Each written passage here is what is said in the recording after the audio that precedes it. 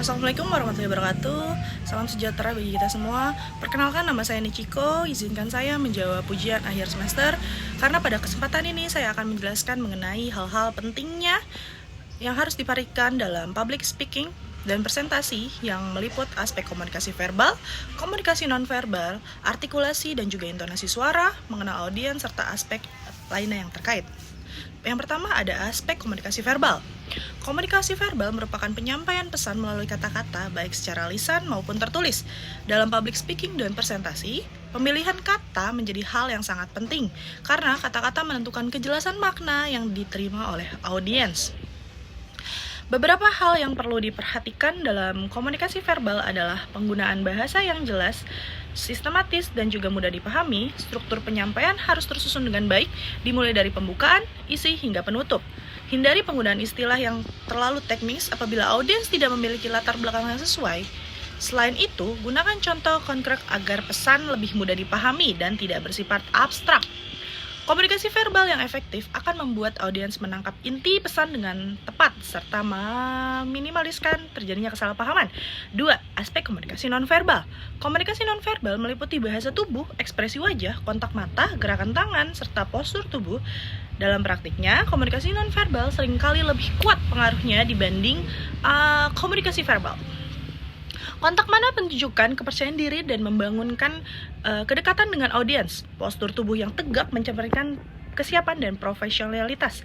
Ekspresi wajah harus selaras dengan isi pesan yang disampaikan agar tidak menimbulkan kesan yang bertentangan. Gerakan tangan sebaiknya natural, tidak berlebihan, tidak mengganggu untuk fokus audiens. Keselarasan antara pesan verbal dan nonverbal akan memperkuat kredibilitas pembicaraan.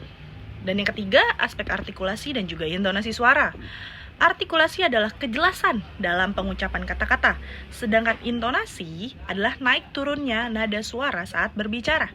Dalam public speaking, kedua aspek ini sangat berdekatan. Pembicara harus mengucapkan setiap kata dengan jelas agar tidak menimbulkan ambigu, dan kecepatan berbicara perlu dikontrol agar tidak terlalu cepat maupun terlalu lambat. Variasi intonasi diperlukan untuk menghindari kesan monoton serta untuk memberi penekanan pada poin-poin penting yang diberikan. Selain itu, volume suara harus disesuaikan dengan kondisi ruangan dan juga jumlah audiens.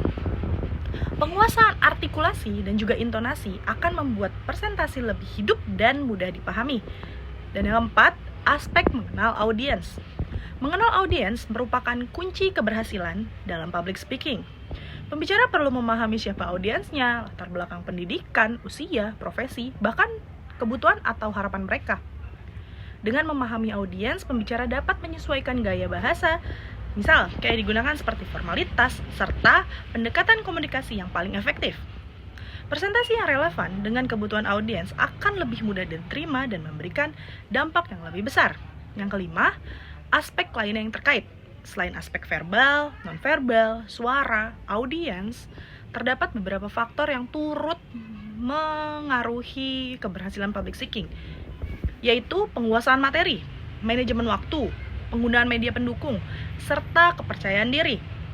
Penguasaan materi akan meningkatkan rasa percaya diri dan mengurangi ketergantungan pada catatan. Manajemen waktu penting agar seluruh materi dapat tersampaikan dengan efektif tanpa melebihi batas waktu. Penggunaan media seperti slide presentasi harus mendukung penjelasan, bukan menggantikan peran pembicara. Latihan sebelum tampil juga sangat diperlukan untuk meningkatkan kesiapan mental dan juga kelancaran. Sebagai kesimpulan, public speaking dan presentasi yang efektif memerlukan keseimbangan antara komunikasi verbal dan juga nonverbal, pengelola suara, pemahaman audiens, serta persiapan yang matang. Demikian penjelasan yang saya dapat sampaikan untuk UAS kali ini. Terima kasih. Wassalamualaikum warahmatullahi wabarakatuh.